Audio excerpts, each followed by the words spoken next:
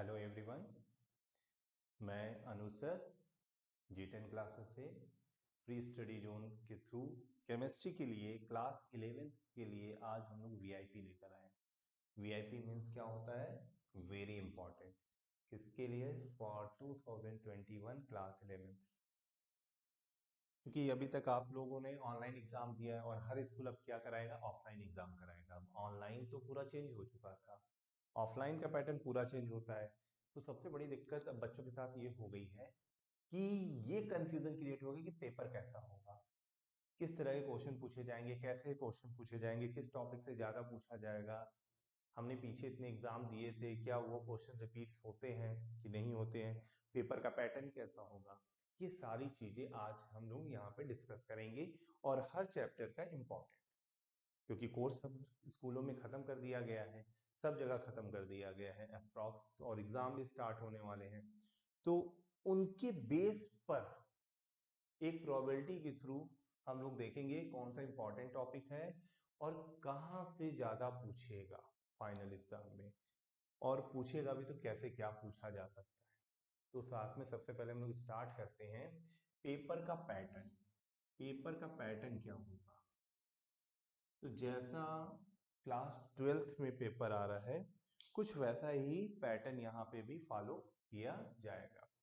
ठीक है, तो पेपर का पैटर्न आपको साइट पे भी मिल जाएगा सीबीएसई के, तो आप उसमें भी चेक कर सकते हैं एंड यहाँ पे हम भी डिस्कस कर देते हैं।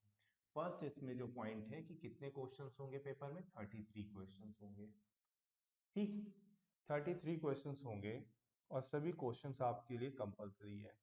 फिर दूसरा जो इसका पार्ट है सेक्शन ए। सेक्शन ए के अंदर इन्होंने दिया है 1 to 16 objective type question. 1 to 16 objective type question, और सब में ओनली वन आंसर होंगे। लेकिन थोड़ा सा इन्होंने सीबीएसई ने बहुत ज्यादा घुमा फिरा भी दिया है। घुमाया कैसे है? जो क्वेश्चन नंबर 1 एंड 2 है, क्वेश्चन नंबर 1 एंड 2 है, ये आपका पैसेज बेस्ड कर दिया है।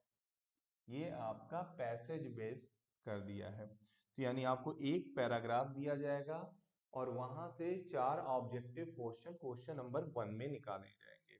जैसे क्वेश्चन नंबर 1 है, क्वेश्चन नंबर 1 है तो इसमें 4 क्वेश्चंस होंगे आपके, 1 2 3 एंड 4। और ये चारों कितने नंबर्स के होंगे? 1 मार्क्स के। ये चारों 1 मार्क्स के होंगे। तो इसका मतलब क्वेश्चन नंबर 1 कितने मार्क्स का हो गया? This is 4 marks. तो ये घुमाया है इन्होंने। ठीक है, और ये किसके बेस पे है? एक पैराग्राफ आपको दे दिया जाएगा, पैराग्राफ से आपको क्वेश्चन बना के दिया गया, वहीं से ऑब्जेक्टिव आपका आंसर होगा। फिर सिमिलरली आपका क्वेश्चन नंबर 2, ठीक है, क्वेश्चन नंबर 2 भी ये एक पैसेज देंगे और इस पैसेज से ये 4 question assertion and reason based देंगे। ये 4 question assertion and reason, assertion and reason based question देंगे। लेकिन ये जो क्वेश्चन होंगे वो सब इन्हीं पैराग्राफ से ही होगा। ठीक है, अब असर्शन और रीजन बेस्ड होगा, इसमें भी ऑप्शनल है, 4 ऑप्शन आपको ABCD पहले लिख दिया जाएगा। असर्शन सही है, रीजन भी सही है, रीजन उसका प्रॉपर एक्सप्लेनेशन सही दे रहा है। ABCD ये 4 ऑप्शन आपको मिलेंगे। ठीक है, अच्छा आप लोग एक जो गलती करते हैं, देखिए ऑब्जेक्टिव क्वेश्चन है तो आंसर लिखने का जो तरीका भी है वो, अगर फर्स्ट का ए आ रहा आंसर तो आप फर्स्ट का ए लिखिए, उसमें हिस्ट्री मत लिखिए कि इसका ये आंसर है, इसका ये आंसर है, इसका ये आंसर है। आप सीधा सीधा ऑप्शन लिखिए। सेकंड का सी आंसर है तो सी लिखिए, थर्ड का डी आंसर है तो डी लिखिए, फोर्थ का ए है तो ए लिखिए। ये मत लिखिए कि ये हो रहा है, ये हो रहा है। ऑब्जेक्टिव को ऑब्जेक्टिव की तरह करिए, फुल मार्क्स मिलते हैं, उसमें कोई कंप्रोमाइज नहीं होता है कि आपने थ्योरी कुछ भी लिख दिया और आपको मार्क्स दे दिया जाएगा। Same process question number second में, ये भी कितने मार्क्स का हो गया? 4 मार्क्स। तो आपका क्वेश्चन नंबर 1 और 2 ये अकेला कितने मार्क्स का हो जाएगा? 8 मार्क्स का। 70 में 8 मार्क्स आपको क्वेश्चन नंबर 1 एंड 2 से मिलने वाले हैं। ठीक, ये जो आपका हुआ 4 मार्क्स, तो इसमें भी आंसर लिखने का तरीका यही है। ऑप्शन में ए सही है तो ए लिखिए, बी सही है तो बी लिखिए, सी सही है तो सी लिखिए। ये मत लिखने जाइए कि असर्शन सही है, रीजन ये है, वो दुनिया भर की चीजें मत करिए, इससे आप ही का लॉस होता है। ठीक है, कभी कभी आपका सही आंसर भी उसमें गड़बड़ होने लगता है, तो उन सब चीजों से भी आपको बचना है। देन उसके बाद क्वेश्चन नंबर 1 to 2 ये आपका हो गया इस तरीके का, पैराग्राफ के थ्रू ऑब्जेक्टिव दिया गया है। और question number 3 to 16, question number 3 to 16 ये आपका परफेक्ट ऑब्जेक्टिव क्वेश्चन होगा। सारे क्वेश्चन एक एक नंबर के होंगे, वो पूरे चैप्टर को मिला करके इन्होंने दिया हुआ है। ये फुल ऑब्जेक्टिव है, यहाँ कोई पैराग्राफ से लेना देना नहीं है। तो ये 3 to 16 1 मार्क्स के हर क्वेश्चन एक एक नंबर का होगा, और ये पूरा आपको कंप्लीट करा दिया जाता है। ठीक, अब इसमें बीच बीच में कहीं कहीं ऑप्शनल भी मिलेंगे। ठीक है, कहीं कहीं पे असर्शन रीजन, जैसे 12 to 16 बोर्ड ने क्या किया है, 12 to 16 इसे भी असर्शन एंड रीजन में डाल दिया। ठीक, लेकिन ये पैराग्राफ से कोई लेना देना नहीं है, यानी 1 और 2 को कॉपी किया गया है।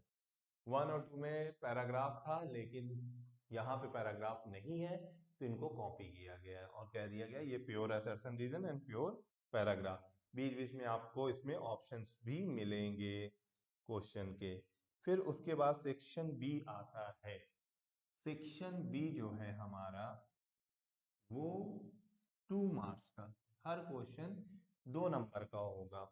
और यहाँ पे आपको question number 17 to 25, question number 17 to 25 ये दिए गए हैं। अब इसमें आपके ऑर्गेनिक के भी हो सकते हैं, फिजिकल के भी हो सकते हैं, आपके इनऑर्गेनिक भी हो सकते हैं। ठीक है, न्यूमेरिकल्स भी हो सकते हैं, और सारी चीजें इसमें होंगी।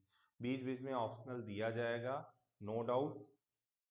ठीक है, फिर आता है सेक्शन सी। सेक्शन सी जो है वो आपका 3 मार्क्स का होता है। ठीक, हर क्वेश्चन 3 नंबर के। कहाँ से, question number 26 to 30, question number 26 to 30 ये आपके 3 नंबर के तैयार किए गए हैं। ठीक, अब इसमें भी एकदम सिंपली है कि रिएक्शंस भी पूछ सकते हैं, इनऑर्गेनिक से भी पूछा जा सकता है, फिजिकल से भी पूछा जा सकता है। न्यूमेरिकल आएगा तो 3 नंबर का पूरा पूरा आ जाता है। ठीक है, एंड लास्ट है सेक्शन डी। सेक्शन डी जो है आपका, वो 5 मार्क्स का है, हर क्वेश्चन 5 नंबर का है। और कहाँ से कहाँ तक, क्वेश्चन नंबर 31 to 33। और आपको देखिए, हमने शुरू में ही बताया था कि पेपर में कितने क्वेश्चन है टोटल। पेपर में टोटल 33 क्वेश्चंस हैं। तो ये हमारा 31 to 33 पूरा 70 मार्क्स का कंप्लीट हो गया। और 30 आपका क्या है, प्रैक्टिकल। 70 आपकी थ्योरी है, 30 आपकी प्रैक्टिकल है। ये आपका कंप्लीट पेपर हो गया। तो ये हमने बताया कि जो नया पैटर्न इन्होंने लाया है, ऑब्जेक्टिव और असर्शन रीजन का भरमार किया है इन्होंने, कि किसी भी तरीके से आप पेपर को सॉल्व कर सकें। फिर 1 मार्क्स और 2 मार्क्स और 3 मार्क्स एंड 5 मार्क्स, ये 4 पैटर्न है मार्क्स के, मार्क्स डिवीजन है जो इन्होंने दिया है। अब इसके बाद देखिए, एग्जाम के टाइम में हम प्रिपेयर कैसे करेंगे। बात ये होती है कि सर एग्जाम के टाइम में कैसे करें, अभी तक तो हम लोगों ने ऑनलाइन दिया था, और अब तो सारे पेपर क्या हो जाएंगे, ऑफलाइन हो जाएगा। तो ऑफलाइन हो जाएगा, ऑनलाइन में क्या हुआ क्या नहीं हुआ उसको सब भूल जाइए। अब ऑफलाइन में जो होगा उसकी तैयारी करना है। तो बहुत से बच्चे ऐसे भी हो सकते हैं जिन्होंने बिल्कुल भी टच ना किया हो, और अब टच कर रहे हो तो परेशान हो जाएंगे कि इतना लंबा सिलेबस कहाँ से क्या करें। तो सबसे ज्यादा ध्यान दीजिए आप कि क्या पोर्शन डिलीट कर चुका है। स्टार्टिंग में सीबीएसई ने एक सिलेबस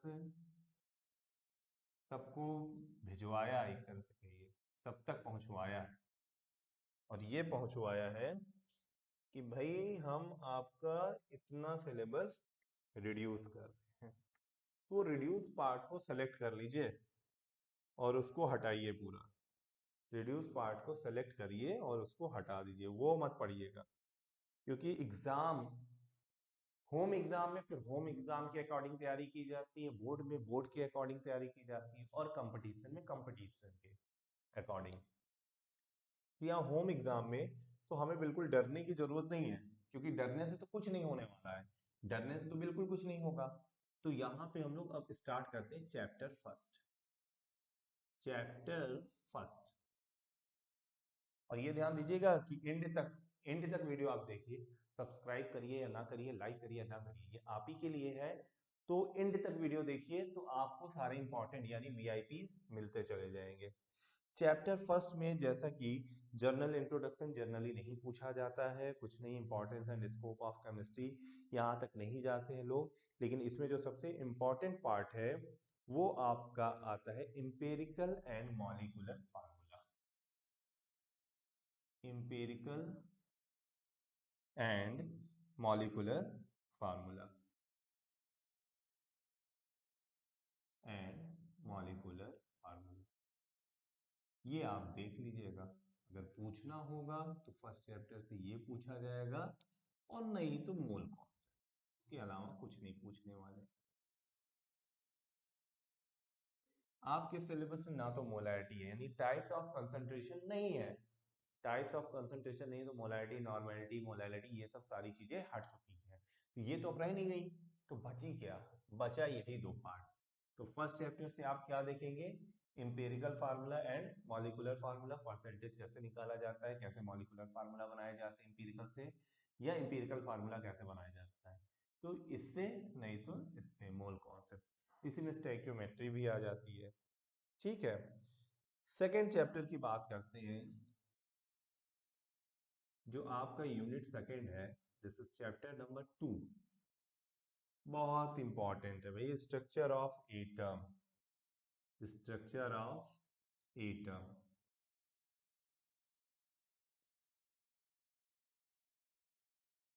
स्ट्रक्चर ऑफ एटम्स में ये तो हम पक्का कहेंगे कि ये पूछेंगे, और इसमें पूछेंगे क्या? जो न्यूमेरिकल पूछा जा सकता है वो किससे पूछा जा सकता है? न्यूमेरिकल, जनरली न्यूमेरिकल इस चैप्टर से 2 नंबर में पूछते हैं। ठीक है, न्यूमेरिकल वो आपका de Broglie equation, de Broglie equation, ये इससे पूछ सकते हैं। इसका डेरिवेशन भी lambda equal to H upon M V, ये डेरिवेशन भी आपसे पूछा जा सकता है। अगर डेरिवेशन पता है तो न्यूमेरिकल अपने आप सॉल्व हो जाता है। अब यहाँ से एक एक नंबर के 3 नंबर वाले में क्वेश्चन निकल के आते हैं, जो छोटे छोटे वीआईपी कॉन्सेप्ट है। हाइजेनबर्ग, ठीक है, हाइजेनबर्ग अनसर्टेनिटी, अनसर्टेनिटी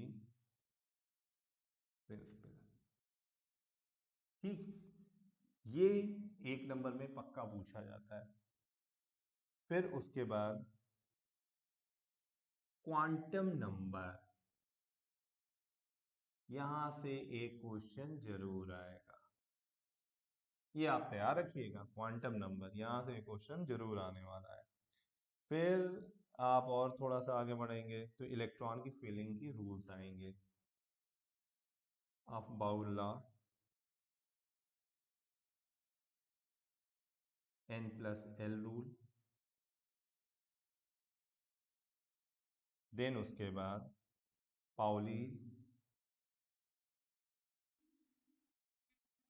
एक्सक्लूजन,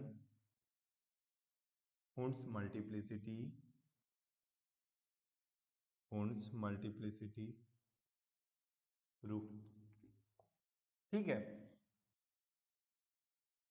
और एक क्वेश्चन जो अधिकतर पूछा गया है, इलेक्ट्रॉनिक कॉन्फ़िगरेशन,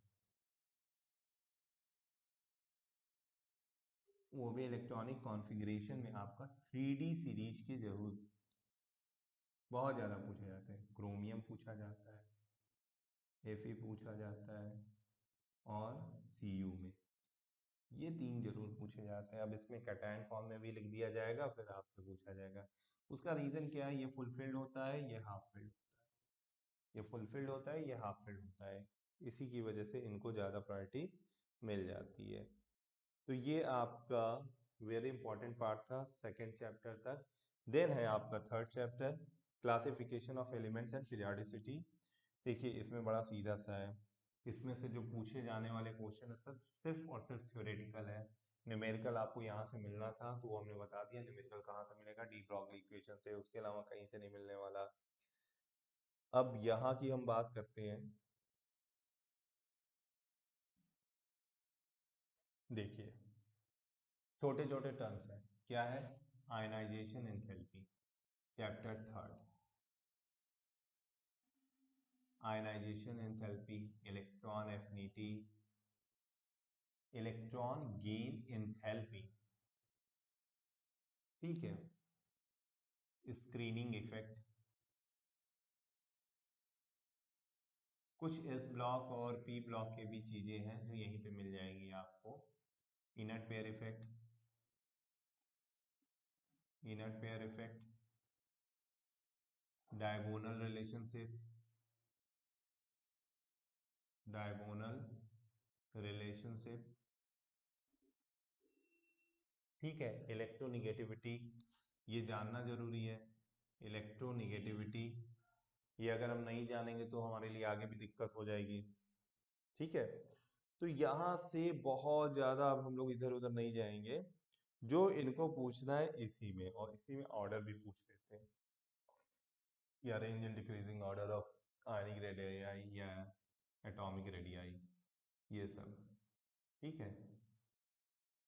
अब इससे ज्यादा इसमें मत देखिए आप। फिर उसके बाद आता है यूनिट फोर। यूनिट फोर हमारा सबसे इंपॉर्टेंट है, ये कभी भी रहे चाहे कितनी बार भी पूछा जा चुका हो, लेकिन ये अपना वर्चस्व बनाया है, केमिकल बॉन्डिंग। ये सबसे इम्पोर्टेंट पार्ट है। 70, हमें क्यों सावधान होना है सर, आप इतना बता रहे हैं क्यों सावधान होना है, इसलिए सावधान होना है, 70 नंबर का क्वेश्चन है, 70 नंबर का पेपर है, और उसमें 33 क्वेश्चन तो उन्होंने स्टैंडर्ड बोल दिया। और ये देखिए कि पहले ही क्वेश्चन में 4 पार्ट, दूसरे क्वेश्चन में 4 पार्ट, 8 क्वेश्चन तो आपके ऐसे बढ़ गए, और हर क्वेश्चन में पार्ट पार्ट इन्हें देते जाएंगे। तो फिर वहां पे हमारे क्वेश्चन भी अगर आप कैलकुलेट करेंगे तो बढ़ के 50 से 60 पहुंच जाएगा, वो गिरी भी हालत में 50 से 60 पहुंच जाना है।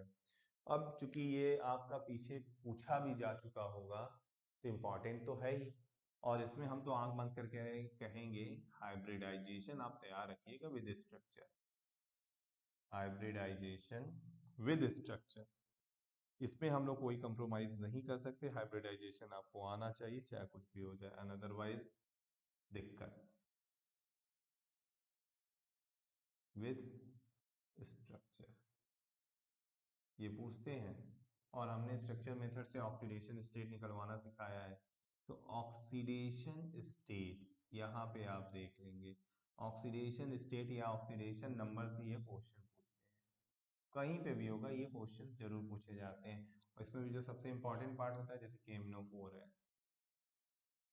K2Cr2O7 है, ठीक, 2 2 4 1 5, CrO5 है, स्ट्रक्चर में B2S6 है, बनाना बॉन्डिंग, XeF2 है, XeF4 है, SF4 है, SF6 है।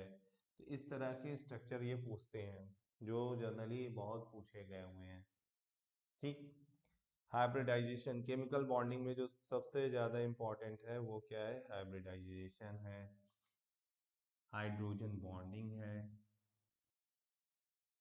हाइड्रोजन बॉन्डिंग है, इसको तैयार रखिए। तो मतलब ये सब टॉपिक क्या है कि ये श्योर आते हैं, श्योर पूछे जाते हैं, इसमें तो जैसे कि लगता है कि एकदम फिक्स बैठे हुए हैं कि अब आप पेपर बनाओ और हम बीच में आके बैठ जाएंगे, ठीक। अब आपका केमिकल बॉन्डिंग में ये जो तीसरा पार्ट है, मॉलिक्यूलर ऑर्बिटल थ्योरी, इसको आप तैयार रहिए। इलेक्ट्रॉनिक कॉन्फ़िगरेशन, ये यही एमओटी के थ्रू भी पूछा जाता है, N2 N2 minus, O2 O2 minus, इस तरह से क्वेश्चन पूछे जाते हैं, B2 C2। तो इसमें हमारा जो ट्रिक है उसको यूज करिए, एमओटी का जो ये पार्ट है ये सबसे इंपॉर्टेंट भी होता है और यहाँ से पूछा भी जाता है, नो डाउट अच्छे से पूछते हैं ये लोग। मतलब यहाँ पे कोई कंप्रोमाइज नहीं करते कि हम नहीं पूछेंगे इस साल, सब पूछते हैं। फिर यहाँ पे आपके दो कॉन्सेप्ट आते हैं। एक आता है VASE PR थ्योरी, तो जनरली उसको इग्नोर करते हैं क्योंकि हाइब्रिडाइजेशन जब पूछ दिया जाता है तो वो पार्ट इग्नोर हो जाता है।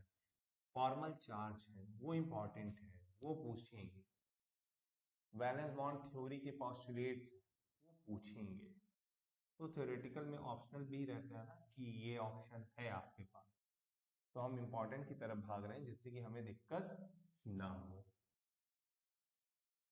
बहुत सी ऐसी चीजें हैं जो हमने छोड़ दी यहाँ पर क्योंकि ये पता है कि वो नहीं पूछा जाएगा और आपकी आसानी के लिए काम किया जा रहा है कि जिससे कि आपको थोड़ी आसानी हो जाए।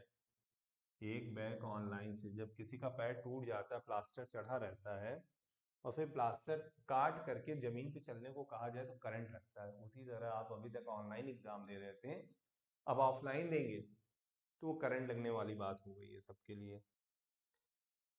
ठीक, तो यहाँ पे आपको VBT वैलेंस बॉन्ड थ्योरी देखनी है।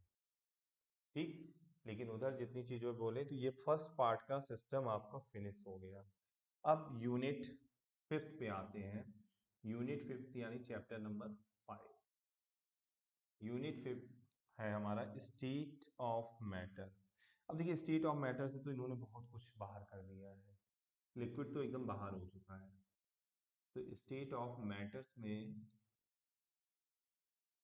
सिर्फ गैसेस एंड लिक्विड है, सॉलिड तो हट चुका है, वो नेक्स्ट ईयर के लिए हो गया है।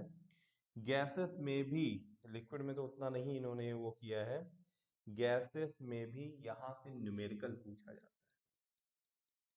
है। एक न्यूमेरिकल पूछ सकते हैं और फिर उसके बाद वो क्या होंगे, इन्हीं ला पर, किसी भी एक ला पर गैस के। अब आपको यहाँ पे क्या याद रखना है, आइडियल गैस इक्वेशन याद रखना है, चार्ल्स लॉ क्या होता है वो याद रखना है, चार्ल्स लॉ याद रखना है, बॉयल्स लॉ याद रखना है। ठीक, बॉयल्स लॉ याद रखना है, अवोगाड्रो लॉ याद रखना है। ठीक है, इन सबको मिला करके ये लोग क्वेश्चन बनाते हैं, फिर उसके बाद सारे काम होते हैं। गिलुसाक लॉ है, लेकिन गिलुसाक उतना इन्होंने पूछा नहीं है। और इसमें जो सबसे इम्पोर्टेंट आता है, अब इन इन पे बेस्ड आएगा न्यूमेरिकल, और इसमें सबसे इम्पोर्टेंट जो आता है वांडर वाल गैस इक्वेशन। वांडर वाल गैस इक्वेशन ये बहुत ज्यादा पूछा जाता है।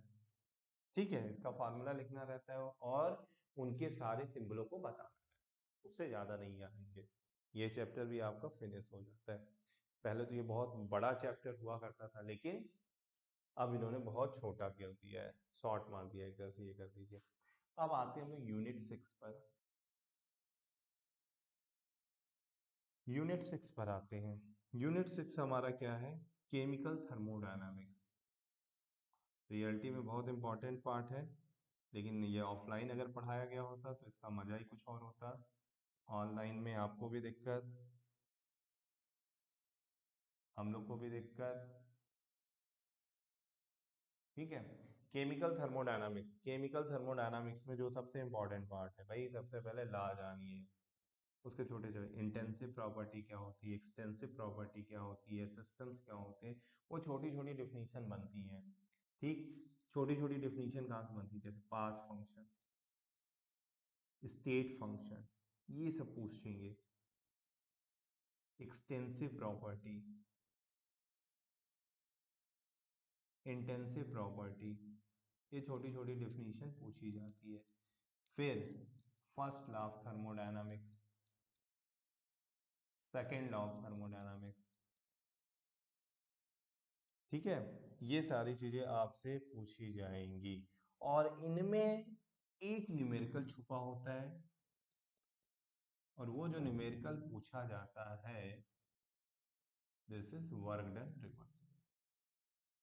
रिवर्सिबल वर्क डन से वो क्वेश्चन पूछते हैं, क्या होता है, -2.303 nRT ln V final upon V initial, उस log V final upon V initial, इस फॉर्मूले से क्वेश्चन पूछा जाता है।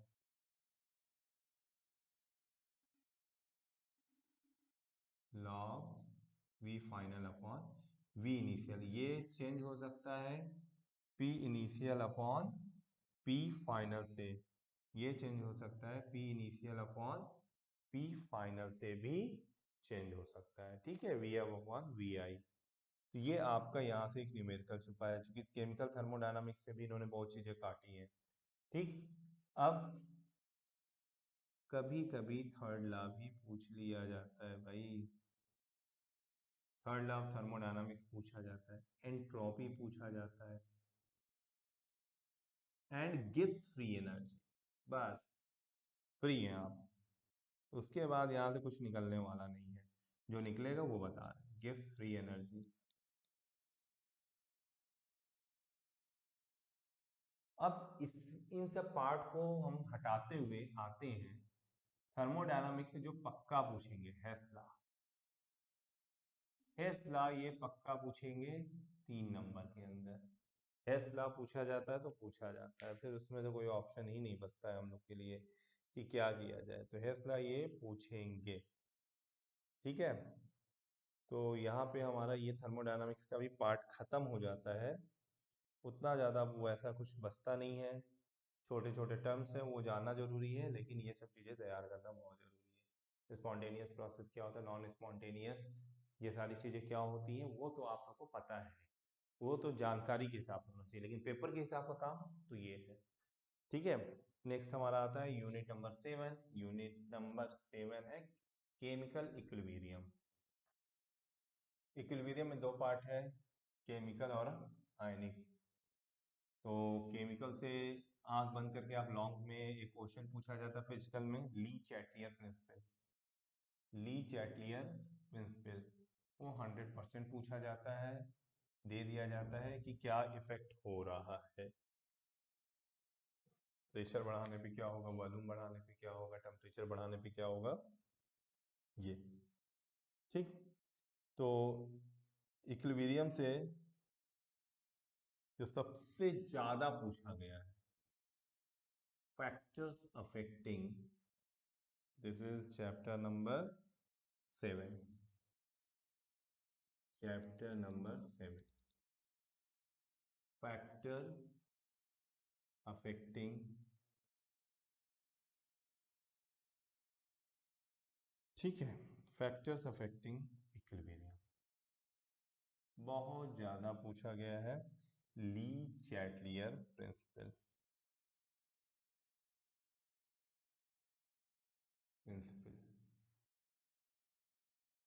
ठीक। ये इतना ज्यादा इन्होंने पूछा है कि आप कुछ कर भी नहीं सकते। अब इसमें छोटा सा है लॉ ऑफ मास एक्शन, वो आप देख लीजिएगा, लेकिन इसका न्यूमेरिकल तैयार रखिएगा कि प्रेशर बढ़ाने पे क्या होगा, वॉल्यूम बढ़ाने पे क्या होगा, टेम्परेचर बढ़ाने पे क्या होगा, नंबर ऑफ मोल बढ़ाने पे क्या होगा, इक्विलिब्रियम किधर साइड शिफ्ट होगी, ये चीज ध्यान रखना पड़ेगा आपको, ये ध्यान रखना पड़ेगा, ठीक है। अब उसके बाद जो आयनिक इक्विलिब्रियम का पार्ट है, आयनिक इक्विलिब्रियम वाले पार्ट से ये पूछते हैं buffer solution, buffer solution, pH value, एक छोटा सा न्यूमेरिकल, सब 5 नंबर में आते हैं, ये तो पक्का 5 में पूछा जाता है, और ऑप्शनल में 5 में ये पड़ा रहेगा, कुछ नहीं कोई कर सकता, पीएच वैल्यू। फिर उसके बाद सॉल्युबिलिटी प्रोडक्ट, प्रोडक्ट, तो अगर हम इसको निकाल के भी पढ़ना चालू करेंगे तो बहुत कम समय में हम काफ़ी चीज़ें तैयार कर लेंगे, और जो छोटे मोटे क्वेश्चंस आते हैं, common ion effect, common ion effect, तो यहाँ से भी ये लोग काफ़ी चीज़ें ऐसे निकालते, तो ये काफ़ी 5 से 7 नंबर इक्विलिब्रियम भी लेकर आते हैं सब। अब चूंकि ये लास्ट के चैप्टर है, इनको कराया गया है, इनको किया जाता है, तो फाइनल एग्जाम में इनकी भी प्रोबेबिलिटी बढ़ती चली जाती है, इन चैप्टर की प्रोबेबिलिटी काफ़ी बढ़ती है। फिर हमारा आता है यूनिट 7 के बाद यूनिट 8, रिडॉक्स रिएक्शन, यहां से एक ही क्वेश्चन पूछते हैं बैलेंस, ऑक्सीडेशन नंबर स्टेट हमने वही बता दिया, बैलेंसिंग में आपकी फ्रीडम होती है कि आप चाहें तो उसे ऑक्सीडेशन मेथड से करें और चाहें तो आयन इलेक्ट्रॉन मेथड से करें। ये आपकी फ्रीडम होती है। और 3 नंबर में ये क्वेश्चन आता है। ठीक है, तो रिडॉक्स क्या है, ऑक्सीडेशन रिडक्शन क्या होता है, ये छोटी मोटी चीज़ें बड़ी कॉमन सी होती हैं, उसमें आप कई डिफिनीशन बनती है आप लिख सकते हैं। फिर आता है हाइड्रोजन। तो हाइड्रोजन से बहुत ज़्यादा नहीं पूछा जाता है, हाइड्रोजन से चैप्टर, क्योंकि ये सब इनिशियली इतना ज़्यादा हावी हो जाते हैं कि वो सब चैप्टर छोटे छोटे हो जाते हैं, क्योंकि पीरियाडिक प्रॉपर्टी भी हम लोग देख कर आ रहे हैं, तो वहाँ से भी हाइड्रोजन को कवर कर लिया जाता है। This is 9, chapter 9 hydrogen. तो हाइड्रोजन से जो पूछा जाता है वो सबसे ज़्यादा क्या पूछा जाता है, आइसोटोप्स। अब चूंकि इतनी चीज़ें इन्होंने हटा के रखी हुई हैं, पोजीशन है, आइसोटोप्स है, तो मतलब वो सारी चीज़ें तो ये हटा ही दिया है इस बार इन लोगों ने, केमिकल प्रॉपर्टीज उतनी चीज़ें रखी नहीं है। डिलीटेड पोर्शन को बिल्कुल मत देखिएगा, वो चाहे आप कुछ भी हो, बाद में देखना हो कंपटीशन के लिए देखें, लेकिन क्लास 11 के लिए मत देखिए। फिर उसके बाद आता है unit 11, chapter 11, S block.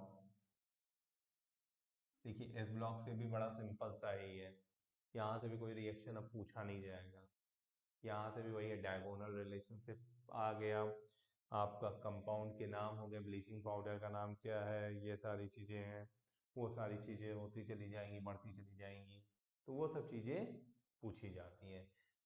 Chemical compounds के नेम, बहुत ज़्यादा नहीं, डायगोनल तो हमने उसमें पहले ही बता दिया है।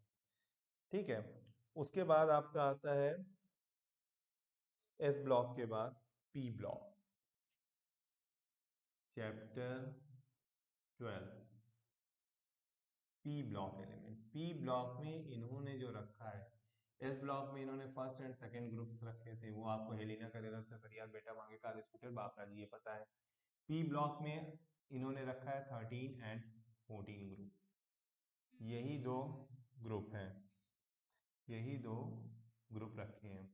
अब इसमें इनर्ट पेयर इफेक्ट आ जाता है, तो वहां से जो पी ब्लॉक का क्वेश्चन हुआ इनर्ट पेयर इफेक्ट बनकर ही आएगा, आप देखेंगे इनर्ट पेयर इफेक्ट बन करके ही आएगा।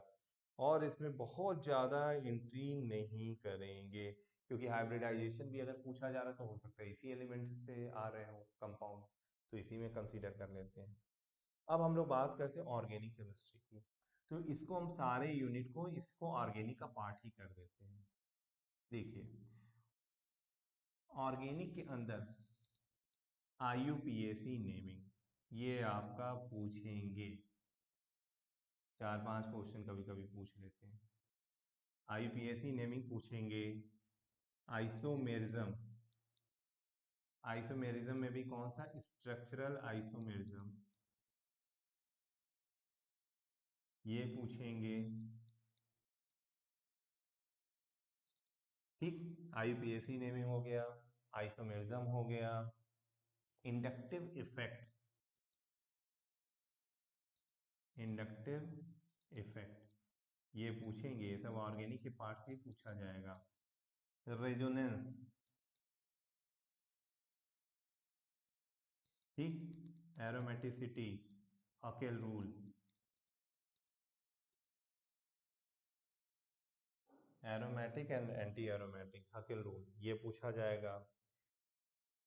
इन सब से क्वेश्चन बनेंगे और अच्छा खासा 10 से 15-20 नंबर तक ये पहुंचेंगे। फिर उसके बाद हाइपर कॉन्जुगेशन, जिसे नो बॉन्ड रेजोनेंस कहते हैं, देखिएगा इन सब से क्वेश्चन जरूर आएगा। अब इतना तो आप तैयार कर लेंगे तो ऑर्गेनिक के पार्ट को निपटा लेंगे। फिर इसमें कुछ नेम रिएक्शन होते हैं, एल्केन एल्कीन एल्काइन को मिलाकर के नेम रिएक्शन होते हैं। वो नेम रिएक्शन कुछ इस तरह है। सबसे ज्यादा Markovnikov addition rule, Markovnikov addition rule, ठीक है।